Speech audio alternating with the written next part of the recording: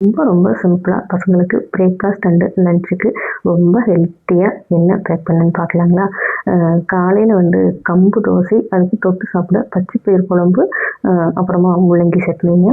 இந்த பச்சை பயிறு குழம்பு வந்து சாப்பாட்டுக்கு மட்டுமல்ல, இந்த மாதிரி சிறுதானிய தோசைக்கெல்லாம் தொட்டு சாப்பிட்றப்போ அவ்வளோ ஒரு சுவையாக இருக்குது.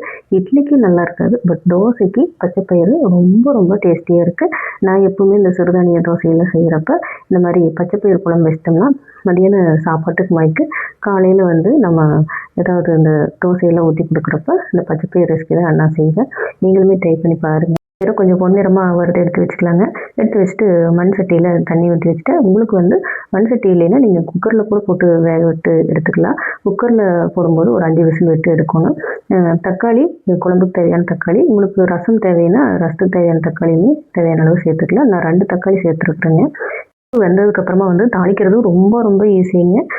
சின்ன வெங்காயம் ஒரு 2 கைப்பிடி அளவு, பூண்டு ஒரு 4 பல்லுங்க, சீரகம் 1/2 டீஸ்பூன், வரமல்லி 1 டீஸ்பூன், காஞ்ச மிளகாய் உங்களுக்கு காரத்துக்கு தகுந்த மாதிரி, பச்சை மிளகாய் சேரும் போல் வந்து தாராளமாக சேர்த்துக்குங்க. அது ஒரு மனமே ரொம்ப வித்தியாசமாக இருக்குது. எங்களுக்கு பச்சை மிளகாய் சேராது அப்படிங்கிறதுக்காக நான் வரமிளகாய் சேர்த்துருக்குறேன். கூடவே கருவேப்பிலை சேர்த்துட்டுங்க. அதுக்கப்புறமா தேங்காய் சேர்த்து நல்லா வதக்கணும். வதக்கினதுக்கப்புறம் கடைசியாக நம்ம அந்த பருப்புக்குள்ளே போட்டுருக்கிற தக்காளி 2 எடுத்து சேர்த்து அதையும் நல்லா வதக்கி விட்டுட்டுங்க. விரைவாகவே வதங்கினதுக்கப்புறமா நம்ம பருப்புக்குள்ளே எடுத்து கொட்டிடலாம். குழம்புக்கு தேவையான உப்பு சேர்த்து ஒரு தட்டு வச்சு மூடி வச்சுருங்க.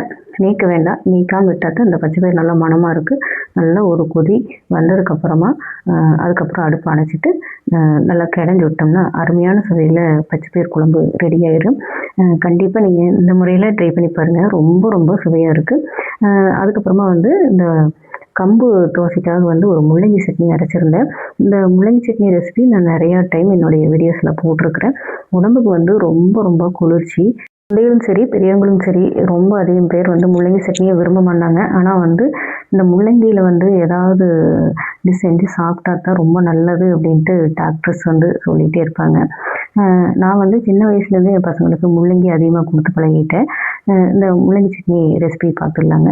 முள்ளங்கி நல்லா ரவுண்டாக கட் பண்ணி இட்லி பாத்திரத்தில் வச்சு வேக வச்சுக்கணுங்க. நம்ம வேகிறக்குள்ளே இந்த தாளிப்பு கொடுத்துக்கலாம். எண்ணெய் ஊற்றி பெரிய வெங்காயம் 2 வெங்காயங்க, நல்லா வதங்கினதுக்கப்புறம் வரமிளகாய், அதுக்கப்புறமா தக்காளி, 3ஐயும் மட்டும் நல்லா வதக்கி விட்டுட்டு கருவேப்பிலை தேவையான அளவு அதையும் சேர்த்து நல்லா வதக்கிட்டுங்க.